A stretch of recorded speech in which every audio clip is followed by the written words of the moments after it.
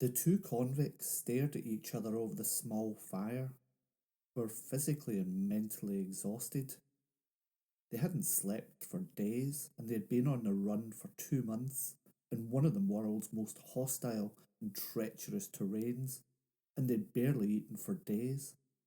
They had also killed and eaten 4 other men in their party. Yet they both knew that whoever fell asleep first would be killed and eaten by the other. This is a horrific tale of cannibalism in Victoria-era Australia.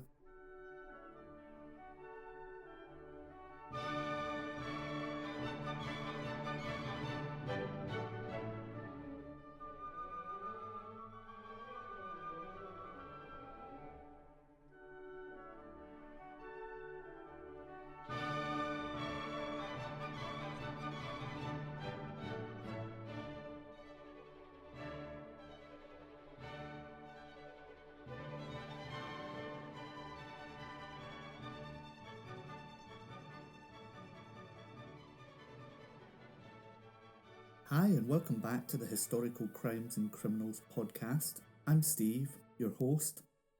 The first thing I have to say is thank you very much for all the positive feedback on the release of the first episodes, and I hope to keep up the good work. Tales of cannibalism has always horrified society, and in today's episode, we'll look at some of these cases. Listener caution is advised, as there are some descriptive scenes of cannibalism. And where better to start with tales of cannibalism but my home country of Scotland? Sonny Bean was born in the 16th century, about 8 or 9 miles from Edinburgh. He married a vicious woman named Black Agnes Douglas. After some robbing, the couple ended up in a coastal cave in Benny Head between Girvan and Ballantrae. The cave was 200 yards deep, and the entrance was blocked by water during the high tide, so the couple were able to live there undiscovered for some 25 years. Sonny and Agnes produced 8 sons, 6 daughters, 18 grandsons, and 14 granddaughters. Various grandchildren were products of incest between their children. Lacking the inclination for regular labour, the Bean clan thrived by laying careful ambushes at night to rob and murder individuals or small groups. The clan brought back the bodies to their cave, where the corpses were dismembered and eaten. Over 1,000 travellers were murdered. Over the years, suspicion fell on various people, including local innkeepers, since they were the last known to have seen many of the missing people alive. The clan discarded body parts, which sometimes would wash up on nearby beaches. This strategy was used to conceal their crimes and lead to some villagers to believe it was animals who were attacking the travellers. But with so many people going missing, a planned search was made of the area. No one considered the cave when they came across it, as it was deeply flooded. Their end came when the Bean clan attacked a man and wife as they were returning home from a nearby fair. One group pulled the woman from her horse and had her stripped and disemboweled. This was before the other group had a chance to wrestle the man to the ground. Realising the fate that was to befall him, he fought desperately to escape, driving his horse into and over his attackers. As he fought for his life, a group of 20 or so people returning from the fair happened upon the scene. After a brief and violent exchange, the Sonny Bean army found itself for the first time ever at a numerical disadvantage and promptly retreated back to the cave. As they retreated, they left behind the mutilated body of the woman as evidence, a score of witnesses, and one very angry husband. A search was made using bloodhounds, and it led straight to the cave. Soldiers stormed the cave and arrested all members of the clan. The sight in the cave horrified the soldiers. They found legs, arms, thighs, hands, and feet of men, women, and children hanging up in rows like dried beef. They also found many more limbs lying in pickle and a great mass of goods and money. The clan were seized and returned to Edinburgh for execution. The men had their genitals cut off and thrown into the fire. Their hands and legs were severed from their bodies. They were left to bleed to death over hours. The wife, daughters, and grandchildren of the clan weren't spared either. Having been made to watch the punishment inflicted on the men, they were afterwards burnt to death in 3 big fires. There are many reasons for cannibalism, and there's many other cases. These include the following. Leonarda Cianciulli was born in Italy in 1894. In 1941, her son Giuseppe had been called up for the Second World War, and Leonarda was convinced that she needed human sacrifices to keep him safe. Her first victim was Faustina Setti, who had come to her to help find a husband. She was told of a suitable husband in another town and was advised that she would write her family letters and postcards to be mailed when she reached the other town. To celebrate, they had a glass of wine which had been drugged. She was killed with an axe and her body cut into 9 pieces. Leonarda's official statement reads as follows. I threw the pieces into a pot, added 7 kilos of caustic soda and stirred the mixture until the pieces dissolved in a thick, dark mush that I poured into several buckets and emptied into a nearby septic tank. As for the blood in the basin, I waited till it coagulated, dried it in the oven, ground it, and mixed it with flour, sugar, chocolate, milk and eggs, as well as a bit of margarine, kneading all the ingredients together. I made lots of crunchy tea cakes and served them to the ladies who came to visit, though Giuseppe and I also ate them. Francesca Sovi was the second victim. She came for help to find employment and was told there was a job in another town, and she wrote postcards. She was given the same treatment as victim number 1, and Leonarda posted the postcards to her family afterwards. The last victim, Virginia Cicciopi, was also looking for a job. She wrote her postcards and was murdered in what was now a familiar pattern. However, she was disposed of in the following way, again from the statement. She ended up in the pot like the other 2. Her flesh was fat and white. When it had melted, I added a bottle of cologne, and after a long time in the boil, I was able to make some creamy soap. I gave some bars to neighbours and acquaintances. The cakes too were better. That woman was really sweet. When the woman had been missing for a time with no contact, police were called and after investigations suspected Leonarda. She denied this until they also believed her son to be involved. She then gave a full confession. At the trial, she was found guilty, declared insane, and she died in an asylum in 1970. Modern tales of cannibalism continue to be in the news, with Jeffrey Dahmer probably the highest profile case. In 2001, Armin Muse, the German cannibal, successfully advertised on the internet for someone who wanted to be filmed being eaten and killed. Muse is currently serving a life sentence, and ironically, since going to prison, he's turned vegetarian. In 2011, Stefan Ramin went missing while on a traditional goat hunt in Nukuhiva in French Polynesia. His remains were later found near a campfire, and it is believed he had been eaten by a tribe suspected of cannibalism. Tales of cannibalism by survivors of shipwrecks are also plentiful.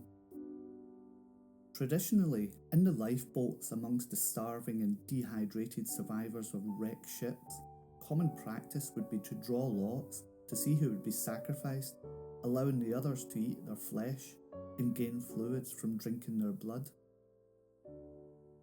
This practice was known as the custom of the sea and generally wasn't seen as a criminal offence. There were no definitive cases until an English case in 1884 when a yacht called the Maginette sunk and it left 4 members of the crew adrift in a lifeboat. When one of the members fell unconscious through malnutrition and drinking seawater, he was killed and eaten by 2 of the crew members. 1 other crew member abstained. Luckily, they were rescued 4 days later. The 2 participating crew members were tried for murder and sentenced to death, although this was later commuted to 6 months imprisonment. One of the criminal punishments Britain and Ireland used was transportation, firstly to the United States until their independence in 1776. Thereafter, Britain and Ireland would send their convicts to Australia, with the first convicts arriving in 1787. Approximately 75,000 convicts were transported there between 1800 and 1850. On the year that our main story begins, it's 1790, and George III is on the throne. George III is the one we think of as the Mad King, having been stricken by porphyria. On this year, Captain Bligh returns to Britain with tales of a mutiny aboard his ship, the Bounty. Alexander Pearce had been born in 1790 in County Monaghan in Ireland. He had received a 7-year sentence in 1819 for the theft of 6 pairs of shoes.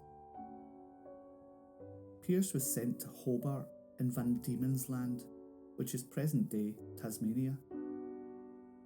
Whilst there, he continued to commit various offences in Hobart, breaking the law 4 times in 1821, which earned him a total of 175 lashes.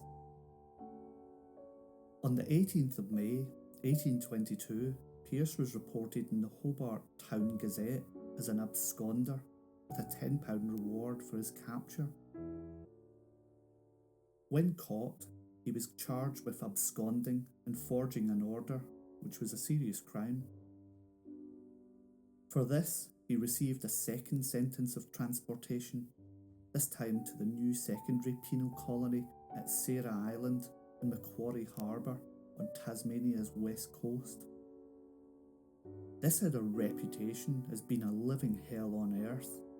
It was a brutal place with exhausting daily labour and floggings a regular occurrence. Sarah Island had no walls or wire fences. It didn't need them. On one side was dense rainforests and unforgiving land, and the other side was shark-infested sea. On September the 20th, 1822, Pearce, along with 7 other convicts of Macquarie Harbour Penal Station, Alexander Dalton, Thomas Boddingham, William Canary, Matthew Travers, Edward Brown, Robert Greenhill and John Mather overpowered their supervisor and escaped while cutting logs on the eastern side of the harbour. They had planned to steal a boat but found their way cut off and escaped into the rainforest instead. Sailor Greenhill had the axe and appointed himself as leader as he was able to navigate by the stars. Having only escaped with scant rations of bread, which was riddled with a bacteria causing it to rot, they found no food apart from some wild berries. To stave off starvation, they even took off their kangaroo skin jackets, roasted and ate them. After 15 days into the journey, the men were starving and they knew they would all die if they didn't find food soon, so they drew lots to see who would be killed for food. Thomas Boddingham drew the short straw and Greenhill quickly killed him with an axe. Witnessing this, 3 of the company, Dalton, Canary, and Brown, took fright and decided to return to Macquarie Harbour to face punishment. Canary and Brown reached Macquarie Harbour but were so exhausted and malnourished they died a few days later without being able to tell of events. Dalton had died on the journey back. That left Greenhill, Travers, John Mather and Alexander Pearce. With Greenhill and Travers acting as a team, it would be Mather's or Pearce's turn next. Pearce seems to have sided with Greenhill and Travers at this point, and Mather was the next victim. It was then that Pearce had some luck. Travers was bitten on the foot by a snake. Greenhill insisted they carry him. They supported Travers and tended to his worsening wound, which was turning gangrenous.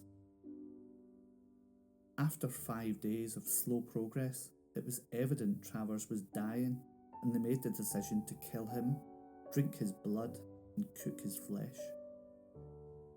The flesh was pure protein, but their diet was missing any carbohydrates, and they grew weaker and weaker. By this time it was a cat and mouse game.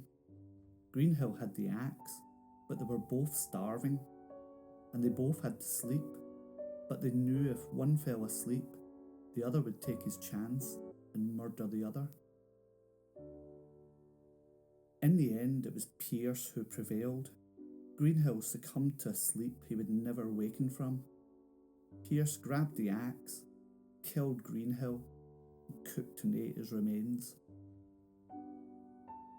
Pearce had travelled for almost 200 kilometres, and soon he'd started finding signs of human habitation. He found an empty Aboriginal campsite where he stole some food. When he saw sheep, he knew he'd reached the settled districts. He was lucky, as the shepherd who came across him, eating a lamb, knew him. Pearce was inducted into a gang, robbing farmhouses and stealing sheep, but he was captured a few weeks later with other gang members William Davis and Ralph Churton, who were both hanged as bushrangers and escaping from a military escort. In total, Pearce had been on the run for 113 days.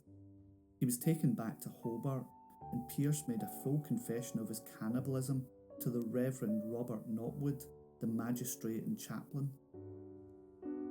However, Knotwood didn't believe that a Christian man was capable of cannibalism. He suspected Pearce of lying and was convinced the others were still living as bushrangers. Pearce was sent back to Macquarie Harbour.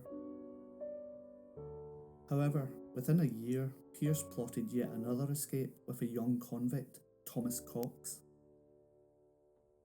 This time, Pearce was captured after just 10 days on the run. There was no sign of Cox, so yet again, Pearce told the officers he'd killed and cannibalised them. Pearce told the prison officers he murdered Cox during a heated argument that broke out when they reached a river crossing and Cox admitted he couldn't swim. Pearce realised Cox was a hindrance and a liability. Alexander Pearce still had food provisions left on his person when captured, but it was when the human flesh of Cox was found in his pockets that his story was believed. Pearce was the first felon to be executed by the new Supreme Court and the first confessed cannibal to pass through the Tasmanian court system. The prosecutor was Attorney General Joseph Tice Gellibrand. Ironically, Gellibrand was later to be lost in the bush in 1837 and never seen again. Alexander Pearce was hanged at the Hobart Jail at 9 AM on the 19th of July 1824. It is reported that just before he was hanged, Pearce was supposed to have said, "Man's flesh is delicious. It tastes far better than fish or pork." It seems clear that the events leading up to the cannibalism had an effect on Pearce's mental health, and in today's court, there would certainly be a psychiatric assessment an appeal from the defence on an insanity plea. After hanging, his body was taken for medical dissection and his skull was eventually purchased and can be found in the University of Pennsylvania. Well, that's all for today. I hope you enjoyed this episode, and if you did, please subscribe and leave a review. It really does matter. I've been Steve, your host. Till next time, bye bye.